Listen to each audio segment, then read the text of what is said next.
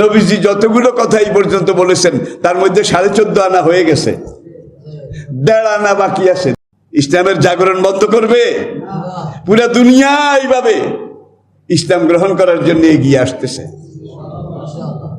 এবং নবী হাদিসে বলেছেন, আল খেলাফাতু বাদি সালাসুনা আমান, আমি নবী দুনিয়া থেকে চলে যাওয়ার পরে পুরো দুনিয়াতে পূর্ণাঙ্গ ইসলামিক খেলাফত থাকবে 30 বছর। সালাসুনা আমান, কত বছর? ছিল কিনা? ছিল কিনা? খোলাফায়ে রাশিদিন পূর্ণাঙ্গ ইসলামী খেলাফত ছিল। সুম্মা তাকুনু মুলকান গাদ্দান, নবীজি ইরশাদ করেন তারপরে খেলাফত চলে যাবে। খেলাফতের জায়গা দখল করবে রাজতন্ত্র। রাজতন্ত্র করেছিল কিনা? রাজতন্ত্র পুরো দুনিয়ার খেলাফতকে শেষ করে রাজতন্ত্র এসেছিল।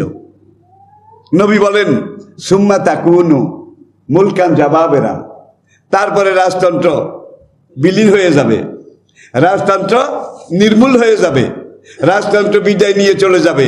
রাজতন্ত্রের জায়গায় স্বৈরতন্ত্র, স্বৈরাচার কায়েম হবে। হয় নাই বোধ হয়? বর্তমান দুনিয়া কোনটা চলছে? স্বৈরাচার ছাড়া একটা দেশও নাই, একটা দেশও নাই। চাই মুসলিম বলেন, চাই অমুসলিম বলেন, স্বৈরাচার চলছে। আর স্বৈরাচারের এখন মসজিদ ভাঙ্গার মতো সাহস, মসজিদ ভাঙ্গার মতো দুঃসাহস। নবী বলেন সুম্মা তাকুনু খেলাফত আলা মিনহাজিন নবুয়ত, তারপরে যে সময়টা আসবে স্বৈরাচার দুনিয়ার বুক থেকে নিশ্চিহ্ন নিস্তনাবুদ নির্মূল হয়ে যাবে। স্বৈরাচার এটা বিদায়ের পরে পুরো দুনিয়াতে আমার খুন ভাঙ্গা, আমার দাঁত ভাঙ্গা, আমার মাথার খুলি ভাঙ্গা পূর্ণাঙ্গ ইসলামী খেলাফত কায়েম হবে। যেটা এখন স্বৈরাচার চলছে। স্বৈরাচারের আগে রাজতন্ত্র ছিল, রাজতন্ত্রের আগে খেলাফত ছিল। আল্লাহর কসম, নবীজি যতগুলো কথা এই পর্যন্ত বলেছেন তার মধ্যে 14.5 আনা হয়ে গেছে, 1.5 আনা বাকি আছে, 1.5 আনা। ইমাম মাহদী, দাজ্জাল, ঈসা আলাইহিস সালাম সম্পর্কে নবীজি 70টা লক্ষণ বলেছেন। 70টা, যে ঈসা দাজ্জাল মাহদী আসার আগে এমন হবে, এই হবে, এই হবে। 70টার মধ্যে 65টা হয়ে গেছে, বাকি আছে কয়টা? তাইলে ইমাম মাহদী আসতেছে, ঈসা আলাইহিস সালাম আসতেছেন। দুনিয়াব্যাপী হক বাতিলের চূড়ান্ত সংঘর্ষ, এটার জন্য দাজ্জাল বাতিলের পক্ষ হয়ে আসতেছে। দাজ্জাল একদিকে আর ইসলাম, ইসলামী শক্তি আরেকদিকে। চূড়ান্ত ফয়সালা এবং সংঘাত হবে। বুখারীর হাদিসে নবীজি বলেছেন যে সিরিয়ার পূর্ব দিকে একটা শহর হবে গৌতা। গৌতা, গায়ন ওয়াও তোয়া গলতে, গৌতা। সেখানে ঈসা আলাইহিস সালাম ইমাম মাহদীর জেএসকিউ জেনারেল হেড কোয়ার্টার, পুরো দুনিয়াব্যাপী যুদ্ধের নেতৃত্ব সেখান থেকে হবে। এখানে আরো অনেক কথা আছে। একদিন হজরের আজান হবে ভোরবেলা। হজরের আজান হওয়ার পরে যখন সেই গৌতা শহরের সব মুসলমান মুজাহিদ তারা মসজিদে যাবে সালাত আদায় করার জন্যে, একামত শুরু হয়ে যাবে। হায়ানজালু ঈসা ইবনে মারইয়াম আলা মসজিদে দামেস্ক। এই সময় দামেস্কের পূর্ব দিকে সাদা গম্বুজের উপরে ঈসা আলাইহিস সালাম 4র্থ আসমান থেকে নেমে আসবেন। নবীজি বলেছেন তার শরীরে, তার গায়ে 2খানা ধূসর রঙের চাদর হবে। একটা তার গায়ে জড়ানো থাকবে, আর একটা তার পরনে থাকবে। তার মাথায় বাবড়ি চুল হবে, তার চুল দাড়ি থেকে টপ টপ করে পানি পড়তে থাকবে। মনে হবে যেন এই মাত্র তিনি গোসল করে এসেছেন। সেখানে এসে তিনি বলবেন ওয়াকুলু সাল্লাতুন সাল্লাতুন, সিঁড়ি আনো, সিঁড়ি আনো। দেখছেন কারবার? এইবার 4র্থ আসমান থেকে মসজিদের গম্বুজের উপরে নামছে, সিঁড়ি লাগে নাই। এইবার গম্বুজে নেমে আটকে গেছে, সিঁড়ি লও, সিঁড়ি লও। এটা কারণ আপনারা বুঝেছেন তো? 4র্থ আসমান থেকে মসজিদের গম্বুজ পর্যন্ত এটা আল্লাহর ব্যবস্থাপনা। আল্লাহর ব্যবস্থাপনা কোনো সিঁড়ি লাগে না, কোনো উপায় উপকরণ লাগে না, কোন কোন হয়ে যায়। আর গম্বুজের উপরে আসার পরে এবার আল্লাহর ব্যবস্থাপনা এটা উল্টো হয়ে এটা চলে গেছে। এবার দুনিয়ার ব্যবস্থা শুরু হয়েছে। তো দুনিয়ার ব্যবস্থায় আর দুনিয়া দ্বারা ইকতেসাবিন ও মেহানিন, দুনিয়ার ব্যবস্থা যখন শুরু হয়েছে, এখন সিঁড়ি ছাড়া ওই বেড়া গম্বুজ থেকে নামতে পারবে না, লোকেরা নিয়ে সিঁড়ি দেবে। তিনি সিঁড়ি বেয়ে নেমে মসজিদে ঢুকবেন। সে সময় একামত শেষ হয়ে যাবে। ইমাম মাহাদি যখন টের পাবেন ইমামের জায়গা থেকে যে ঈসা আলাইহিস সালাম, হাজা ঈসা ইবনে মারইয়াম, তিনি এসেছেন, তখন ইমাম মাহাদি পিছিয়ে আসবেন, ঈসা আলাইহিস সালামকে ইমামতের জায়গায় ঠেলে দেবেন। ঈসা আলাইহিস সালাম বলবেন যে না, আপনি ইমামতি করুন, আপনাকে ইমাম বানিয়ে মুসল্লিরা একামত দিয়েছে, আপনি ইমামতি করুন, আমি আপনার পিছনে একটা দায়িত্ব মুক্তাদি হিসেবে সালাত আদায় করব। আল্লাহর কসম। সেই গৌতা শহরের একটু সামনে গিয়ে উত্তর পূর্ব দিকে গিয়ে সেখানে আরেকটা ইসরায়েল এবং ফিলিস্তিনের মাঝখানে এখানে আরেকটা সেনা শহর হবে, ক্যান্টনমেন্ট শহর। সেই শহরে ঢুকার সময় একটা রাস্তা হবে নতুন। এই রাস্তায় একটা গেট হবে, সাদা গেট। এই গেটটার নাম হবে বাবে লুদ শহরের গেট।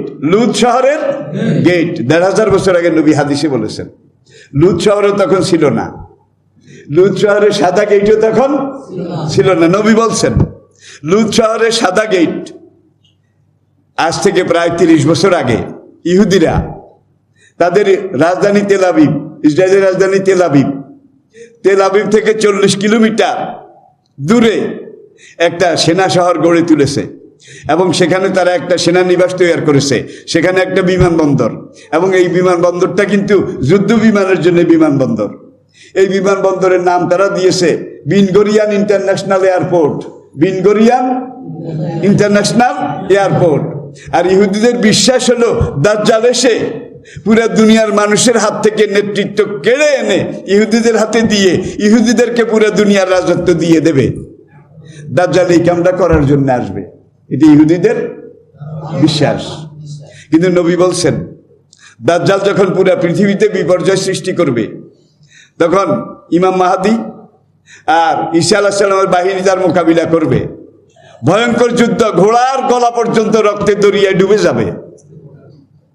আজকে তো ইউক্রেনের যুদ্ধ হচ্ছে, কলে মানুষ মারে, কলে, সামনাসামনি না। হাদিসের বচনভঙ্গিতে বোঝা যায় যে এইসব বোমা, এইসব প্রযুক্তি, এগুলা বোধহয় স্টপ হয়ে যাবে। ওই আবার তলোয়ার ফিরে আসবে, ঘোড়ার গলা পর্যন্ত রক্তে নদীতে ডুবে যাবে। এটা কি বোঝা যায়?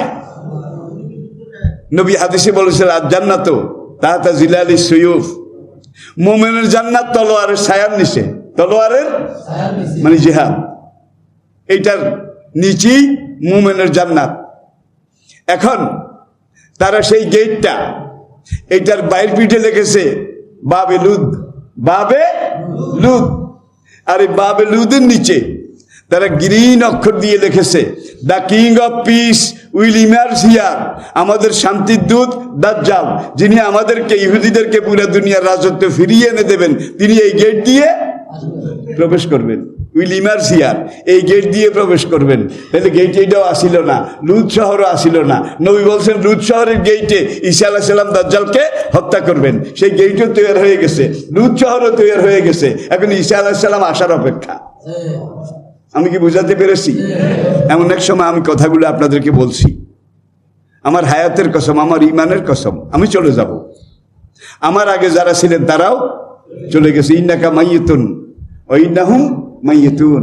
আজকে যুবক তরুণ যারা, আমার দৃঢ় বিশ্বাস ইমাম মাহাদিকে আমি হয়তো দেখবো না, ঈসা আলাইহিস সালামকে আমি হয়তো দেখবো না, ওদের দেখার সম্ভাবনা অনেক বেশি।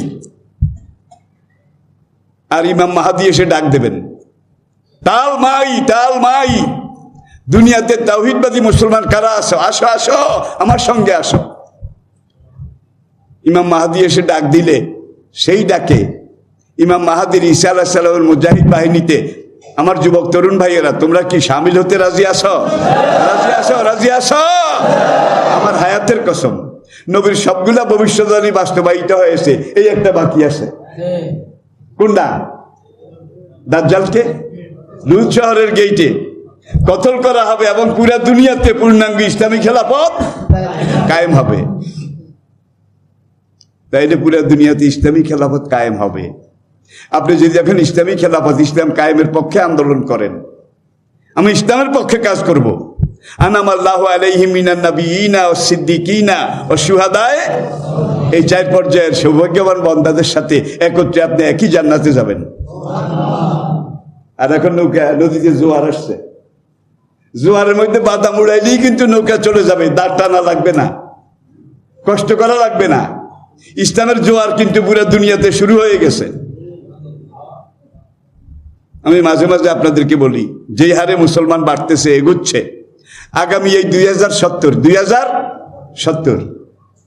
বিশেষজ্ঞরা বলছে, অমুসলিম বিশেষজ্ঞ বেশি, তারা বলে 2070 যখন আসবে পুরো পৃথিবী মুসলিম মেজরিটি হয়ে যাবে। এটাকে কেউ ঠেকাতে পারবে না, আটকাতেও পারবে না।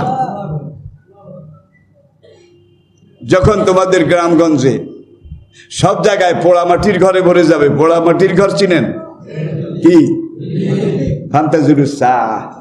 তখন তোমরা সিঙ্গার আওয়াজের জন্য অপেক্ষা করো। আমাদের ছোটকালে দেখছি 10 মাইল একাধারে হাঁটলেও একটা পোড়া মাটির ঘর পাওয়া যেত না। কি 50 বছর আগের কথা বলছি, 10 মাইল হাঁটলেও একটা ইটের ঘর পাওয়া যেত না। আর এখন সবখানে, সব জায়গায় এখন সিঙ্গার আওয়াজের জন্য অপেক্ষা, এটার পালা। আর সিঙ্গার আওয়াজের আগে কিন্তু পুরো দুনিয়াতে ইসলাম কায়েম হবে। এবং ইমাম মাহাদি 9 বছর পুরা বিশ্ব ইসলামী আন্দোলনের নেতা হিসাবে খেলাফত পরিচালনা করবেন। ইমাম মাহাদির পরে ঈসা আলাইহিস সালাম একাধারে 40 বছর পুরা দুনিয়াতে ইসলামী খেলাফত এটা পরিচালনা করবেন। নবীজির এই হাদিস কি আপনারা বিশ্বাস করেন? করেন। যদি বিশ্বাস করেন ইসলাম আসতেছে। আপনি যদি এখন ইসলামের পক্ষে কাজ করেন, ইসলামের কথা বলেন, ইসলামের পথে চলেন, ইসলাম কায়েমের পথে সহযোগিতা করেন, তাইলে হাসরের মাঠে ইসলাম দেখে যেতে পারলেও আপনি বেহেশতি, আর ইসলাম দেখে যেতে পারেননি, ইসলামের পক্ষে পজিটিভ কাজ করেছেন, হাসরের মাঠে বলবেন যে আমি তো ইসলামের পক্ষে কথা বলেছিলাম, আল্লাহ তুমি আমার ডাইন দিকের খাতাটা একটু দেখো। আল্লাহ ডাইন দিকের খাতা চেক ফেরেশতারা করে বলবে বালা আল্লাহ, আল্লাহর কসম সে ইসলামের সপক্ষ শক্তি ছিল। আল্লাহ বলে এই উসিলায় নবী, সিদ্দিক, শহীদ তাদের সাথে এক জান্নাতে তুমি চলে যাও। আবার একদল ইসলামের বিরোধিতা এখনো করছে, তখনও করবে। ইমাম মাহাদি আসলেও করবে, ঈসা আলাইহিস সালাম আসলেও করবে, নাকি করবে না? ইবলিস তো টায়ার্ড হয় নাই, রিটায়ারও হয় নাই, বুড়ো হয় নাই, লাঠিগড় দিয়েও আনে না। ইবলিস আগের মতো আছে নাকি নাই? ইবলিসের বয়স বাড়ে না, দাঁতও লড়ে না। বিশ্বাস করেন, তার লাইফ গ্যারান্টি কিয়ামত পর্যন্ত। এখন আপনি যদি ইসলামের বিরোধিতা করেন, আপনাদের মধ্যে হয়তো নাই, কিন্তু অনেক সমাজে আছে যে আর কিছু যা কও, মসজিদ ভাঙ্গ, নামাজের ঘর ভাঙ্গ, ইসলামকে জায়গা দিও না, স্থান দিও না, এরকম আছে না নাই? একটু আগে তো কইলাম, এরা হলো ইসলাম বিরোধী। মান তাশাব্বাহা বিকাউমিন ফাহুয়া মিনহুম। কাল হাসরের কঠিন দিনে এই ইসলামের বিরোধিতা যারা করবে, তারা ফেরাউন, নমরুদ, সাদ্দাত, আবু জাহেল, Utba, Walid, Rabia, মুগীরা, Saiba, Umayya এসব কাফেরের সাথে একত্রে একই জাহান্নামে যাবে। তাহলে জান্নাতে যাওয়ার পথ খোলা আছে, ইসলামের পক্ষে কাজ করেন। আর জাহান্নামে যাওয়ারও পথ খোলা আছে, ইসলামের বিরোধিতা করেন। আবার আমাদের কিছু ভাই আছে কচ্ছপের মতো, চাইছিলাম ইসলামের জন্য কিছু করব, দেশ খারাপ, সময় খারাপ, জান বাঁচান ফরজ, এরকম বোধ নাই? চাইছিলাম ইসলামের জন্য কিছু করব, জান বাঁচান ফরজ, এরকম বোধ নাই? এরা মুনাফিক, ইন্নাল মুনাফিকিনা ফি দারকিল আসফালি মিনান নার। কোরআনে আল্লাহ বলছে হাসরের বিচারের পরে ফেরাউন, নমরুদ, সাদ্দাত, আবু জেহেল জাহান্নামের যেই জায়গায় যাবে, এই মুসলমান নামদারি মুনাফিকেরা তার চাইতে আরো 3 ডিগ্রি নিচে যাবে, কারণ মুনাফিক কাফেরের চাইতেও খারাপ। এই 3টা পথ আমাদের সামনে আসে। আমরা কি মুমিনের কাতারে থাকবো, ইসলামের পক্ষের কাতারে থাকবো, নাকি ইসলামের বিরোধীদের কাতারে থাকবো, নাকি সুবিধাবাদ জিন্দাবাদ হালুয়ারুটি যেখানে আমরা আছি, দেশ খারাপ, সময় খারাপ, এখন বেশি লড়াচড়ার দরকার নাই। এই মুনাফিক, কোরআনে 3টা সূরা আছে, মুমিনুন, কাফিরুন, মুনাফিকুন। মুমিনুন, কাফিরুন, মুনাফিকুন। বর্তমান পৃথিবীতে 800 কোটির বেশি মানুষ আছে, 800 কোটি। এই 800 কোটি 3 ভাগে ভাগ করা, হয় মুমিনুন, নয় কাফেরুন, নয় মুনাফিকুন। আল্লাহর কসম, এই তিনটার বাইরে একজনও নাই। এই তিনটার মধ্যে 850 কোটি মানুষ আছে। আল্লাহ পাক আমাদেরকে বোঝার তৌফিক দান